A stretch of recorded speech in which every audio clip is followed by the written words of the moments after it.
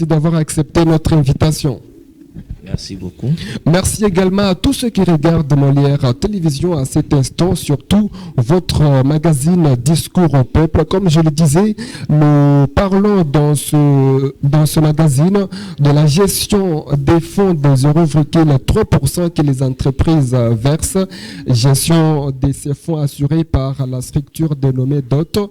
Et comme je le disais, M. Joseph Chungu, vous êtes un membre de la société civile dans le Haut-Katanga. Est-ce que vous pouvez d'abord éclairer pour ceux qui ne les connaissent pas, c'est quoi d'abord DOT? Merci beaucoup, monsieur les journalistes.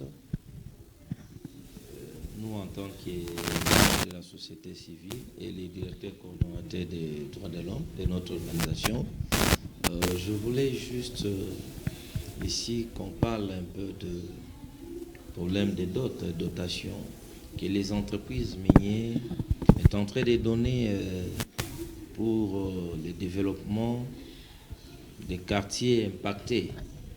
Ce n'est pas seulement pour un seul coin, mais là je veux vous parler.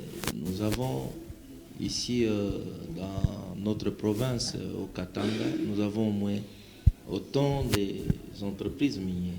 Et ces entreprises minières donnent cette dotation. C'est pour développer les quartiers impactés. Ce n'est pas un don, c'est un droit que l'État a déjà instauré et c'est comme ça. Et donc, les entreprises minières versent leur pourcentage et c'est DOT, ce comité de gestion qui est censé assurer la gestion de ces fonds. Est-ce qu'on peut connaître la mission réelle de DOT avec la gestion de ces fonds? Est-ce qu'on peut connaître spécialement le travail que DOT est censé faire avec ces fonds? Cette structure de DOT est là juste pour accompagner et aussi gérer l'argent que les entreprises donnent pour des projets différents. Ces projets-là, ce n'est pas ces structures donnent, c'est la communauté. La communauté impactée. Quand les entreprises versent l'argent, ce comité de dot va maintenant collaborer directement avec des communautés. Les communautés qui sont impactées par les effets de cette entreprise. Ces communautés-là vont donner leurs projets. Et leurs projets-là, c'est-à-dire leurs besoins. Que nous avons besoin peut-être de construire les écoles, l'hôpital, ou soit les marchés. Maintenant, cette structure va regarder les montants que l'entreprise a donnés. C'est combien? Est-ce qu'elle correspond voilà. aux besoins présentés par la population? La communauté va déposer ses projets. Cette structure va aussi faire appel d'offres pour les entreprises qui vont répondre selon les besoins et les principes de notre gestion. Ils vont donner et après, on va maintenant essayer à évaluer, à regarder quelles sont les entreprises qui sont répondues favorablement selon leur devis et les besoins que la communauté avait donnés. Et là, je précise, cette structure de dot n'a pas le pouvoir de prendre seulement une seule entreprise pour 2 ou 3 marchés ou 4 marchés. Non. Projet, non. Non. La loi également interdit cela parce qu'il faut la concurrence. Cette structure-là de dot va juste donner à une entreprise le marché qui lui a répondu favorablement. Et d'autres marchés, on doit aussi donner à d'autres entreprises. C'est comme ça avec notre loi. Voilà un peu. Et les fonds que l'entreprise donne, lui va, cette structure-là, va les diviser selon des quartiers impactés. Vous voyez un peu? Et après, on va exécuter des travaux.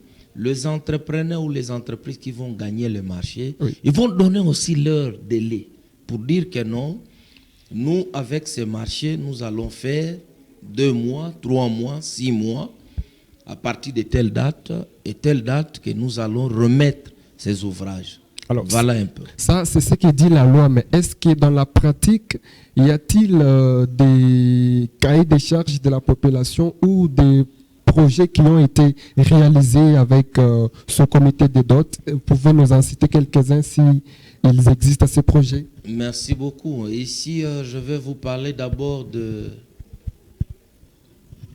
l'entreprise CEDEM. L'entreprise CEDEM est en train de donner ses droits au comité de dot. Et ces comités de dot collaborent directement avec des communautés impactées. Maintenant, si vous regardez les cas que nous avons actuellement, ces structures de dot n'ont même pas respecté le principe de notre loi. C'est-à-dire, vous allez trouver un entrepreneur qui gère au moins 3 marchés. C'est déjà une violation de la loi quand on confie plusieurs vous voyez un marchés peu, à une entreprise. Ce sont des choses que nous sommes décriées, pas seulement chez CEDEM et ailleurs, que nous allons aussi présenter d'autres rapports. Mais présentement, ces structures-là, vous allez constater qu'il y a au moins une entreprise qui gère 3 marchés. En violation de la loi. Quelque chose qu'on ne devait pas voir ça. Ça, c'est un. Le 2, l'entreprise a donné ses délais. Que non, nous allons remettre ces ouvrages avant décembre 2025. Mais là, je vous dis, si vous passez, vous allez constater, il y a des chantiers abandonnés. Il y a des chantiers abandonnés et on fait d'autres choses à part des tortilles. Et pour plus de précision à nos téléspectateurs, est-ce que vous pouvez nous citer les cas de quelques chantiers qui sont actuellement abandonnés sous la gestion du comité DOT? Moi, je vous dis, nous avons à Kamatete, il y a des chantiers qui ont dépassé les délais. Et à Kassapa, n'en parlons pas. À Kassapa, aux environs de l'entreprise même. L'argent est là, mais on ne sait pas cet argent a fait quoi. L'argent est là, mais les entrepreneurs, comment ils n'ont pas respecté leur délai. Voilà, ce sont des choses que nous sommes en train de se poser des questions. Qu'est-ce qui fait que les entrepreneurs n'arrivent pas à respecter leurs engagements pour remettre les ouvrages? Voilà, monsieur Joseph Chungu Ingila, je rappelle que vous êtes au cadre de la société civile dans la province du Haut-Katanga.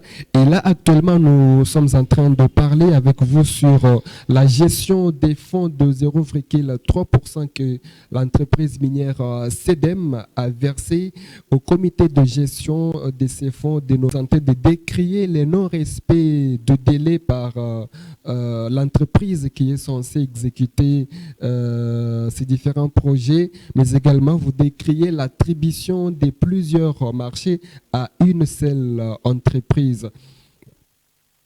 Parlons d'abord du non-respect de délai par cette structure.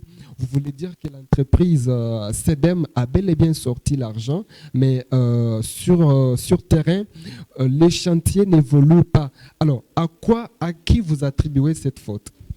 Moi, je vous dis ici, comme on parle des dots, on ne veut pas parler des cahiers de charges entre l'entreprise et la communauté. On parle directement des dots. DOT qui est censé gérer les fonds déjà versés par l'entreprise CEDEM. Voilà. L'entreprise a versé ces fonds. Et nous avons des rapports. Chose grave encore. Les montants que cette structure des dots nous a présentés, c'est un autre montant. Je pense que nous allons vous amener de preuves. Vous allez voir les montants qu'on nous a présentés, c'est un autre montant. L'entreprise, quand nous avons fait aussi nos enquêtes, nous demande avec d'autres autorités de la place, que je ne veux pas citer, pour ne pas aussi les exposer. le rapport que l'entreprise a donné, vous allez constater qu'il y a une grande différence. Pourquoi cette différence? Voyez un peu, ce sont des choses que nous sommes en train de se poser des questions, de demander aussi aux autorités. Pourquoi ce silence au moment où il y a un problème?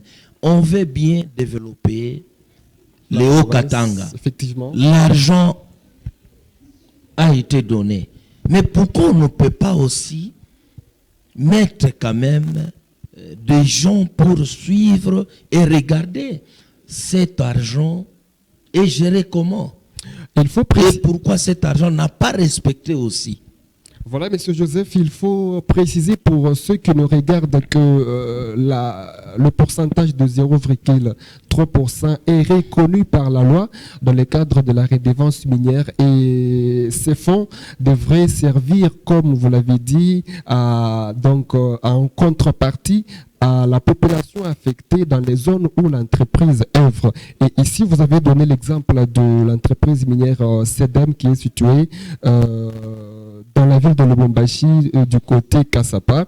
Et vous avez affirmé que cette entreprise a bel et bien versé l'argent, mais l'exécution des projets est en train d'être freinée. Alors, que dit la loi en cas de blocage de ces projets? Est-ce qu'il y a-t-il un mécanisme qu'il faut employer, vous en tant que société civile? Est-ce que la loi vous donne une orientation à faire pour que ces projets puissent redémarrer parce que l'argent a été bel et bien versé? C'est ça notre rôle, de demander aux autorités compétentes de s'impliquer et la justice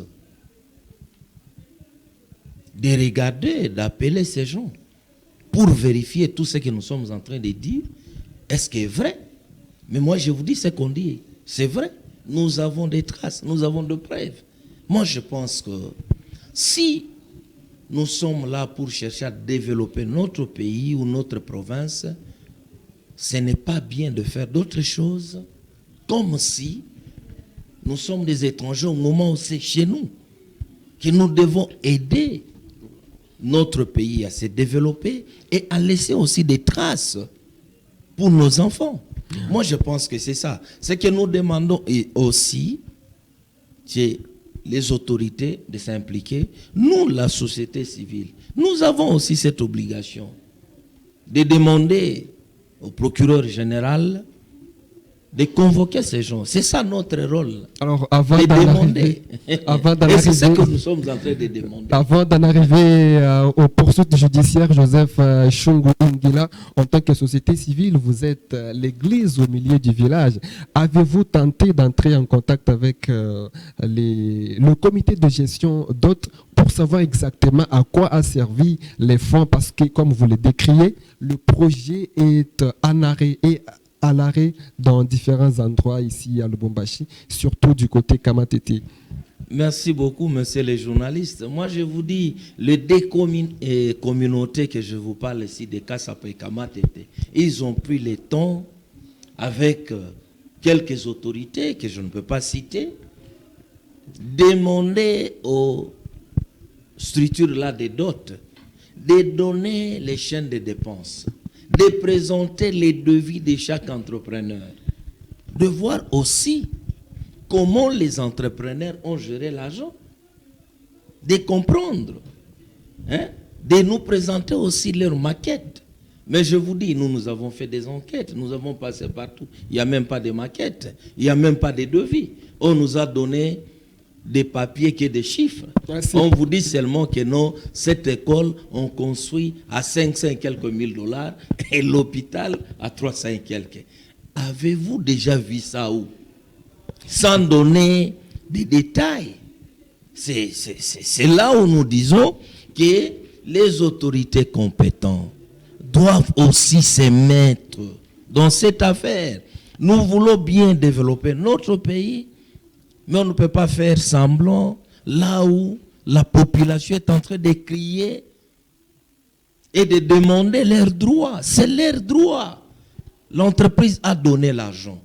Mais non, cette structure-là a fait quoi avec cet argent? Est-ce que ce qu'on est en train de construire, ça correspond aussi Avec cet argent, nous avons des experts. Nous avons pris des ingénieurs, des experts. Ils ont évalué. Nous avons tous les rapports. Moi, je pense qu'au moment opportun, nous allons étaler, donner aussi des détails et de contredire tout celui qui osera à donner des fausses rapports. Est-ce qu'avec ces propos que vous tenez, Joseph Chungu, est-ce qu'on peut comprendre qu'il y a eu détournement des fonds de 0,3% versés par l'entreprise minière SEDEM pour l'année 2024? Mais si vous prenez seulement les rapports présentés par cette structure des dots, qui est le comité de gestion devant de des communautés, les chiffres qu'ils ont présentés, vous regardez aussi les chiffres que l'entreprise a donné comme rapport.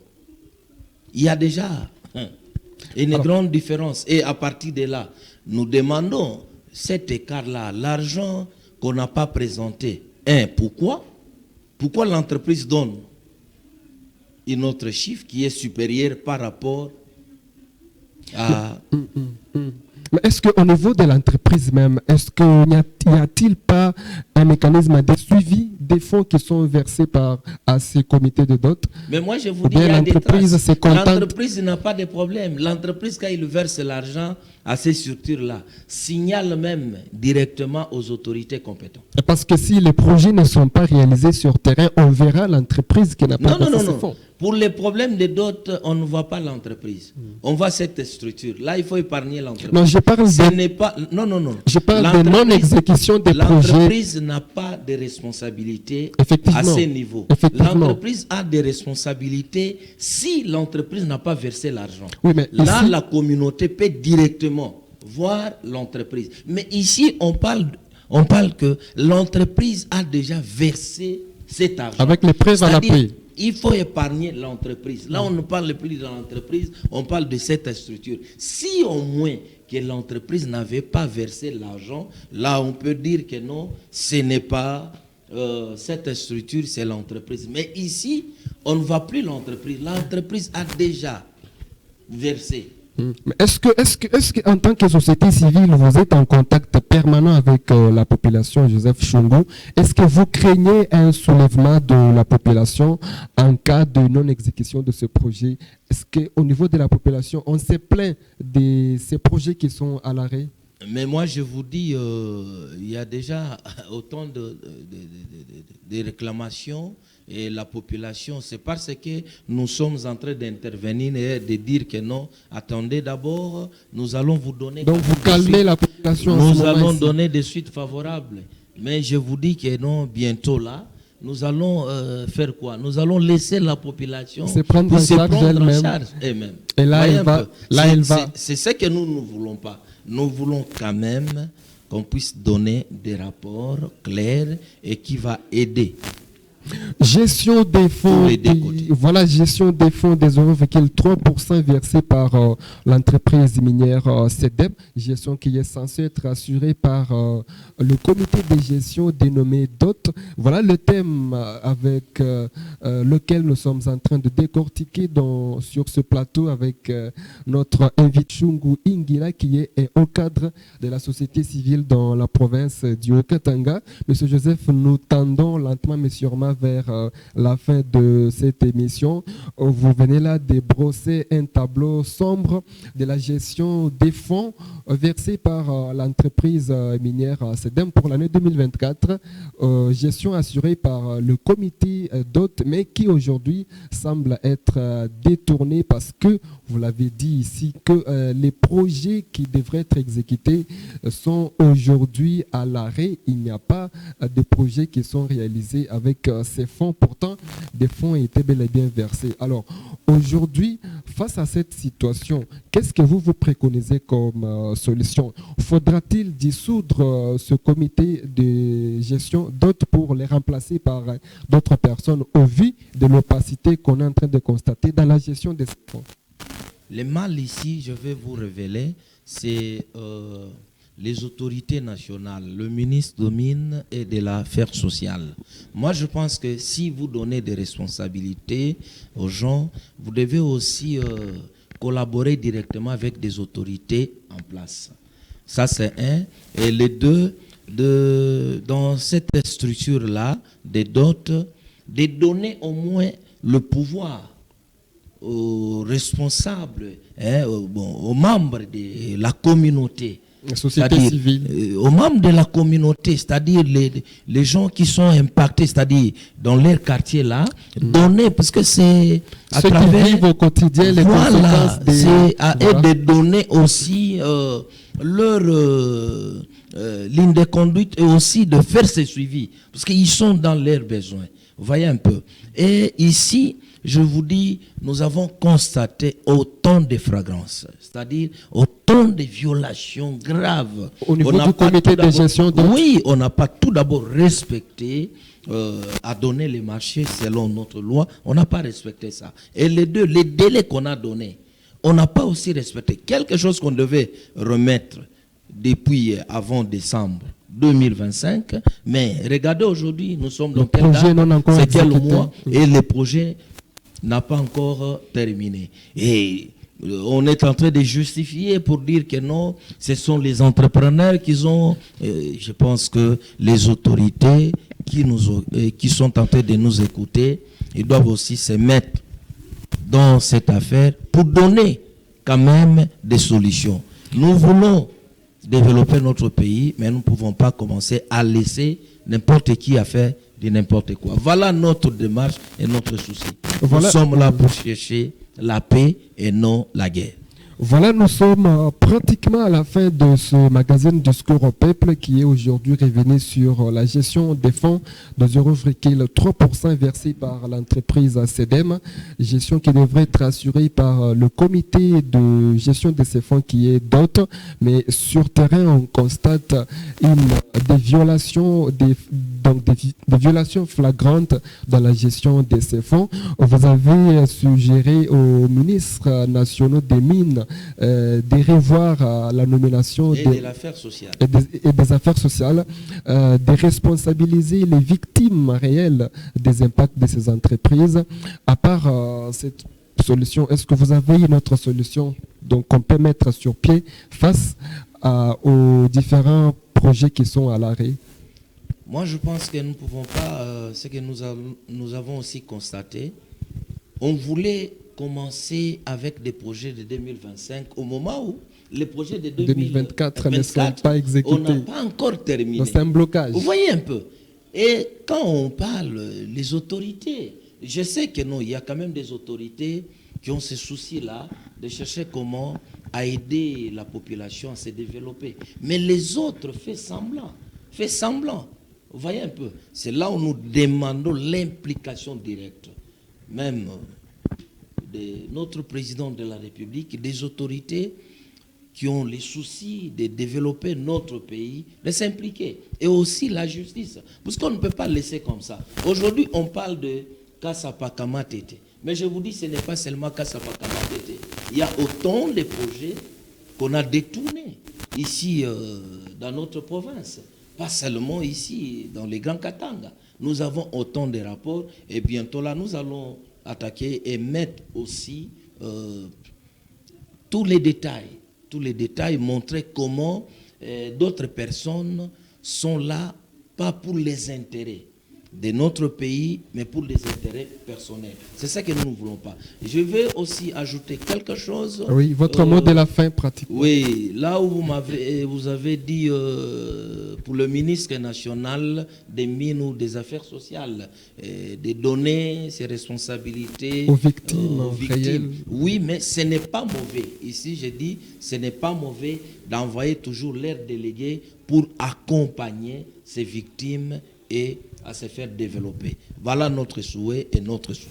Voilà, c'est avec ce cri d'alarme de Joseph Chungo Ingila, un haut cadre de la société civile ici dans la ville de Lubumbashi, province du Haut-Katanga, qui décrit la mégestion de 0,3% versée par l'entreprise minière CEDEM et d'autres qui n'arrivent plus à assurer l'exécution des travaux, des projets soumis par la population. Donc, c'est avec ce cri d'alarme que nous mettons un point à ce magazine Discours au peuple, à moins que vous ayez un dernier mot, M. Joseph. Sinon, nous terminons cette émission avec votre mot. Merci beaucoup. Moi, je dis seulement à nos compatriotes d'avoir ces soucis-là, d'aider tout le monde. Et là, je dis, vaut mieux de vivre avec celui qui conjugue nous mangeons ou nous mangerons, et non celui qui dit je mange. Merci beaucoup. Merci beaucoup Joseph Chongo Ingela. Merci également à toute l'équipe technique qui nous a aidés à la réalisation de ce magazine Discours au peuple. Nous vous donnons rendez-vous dans notre prochain numéro. Merci, bye bye.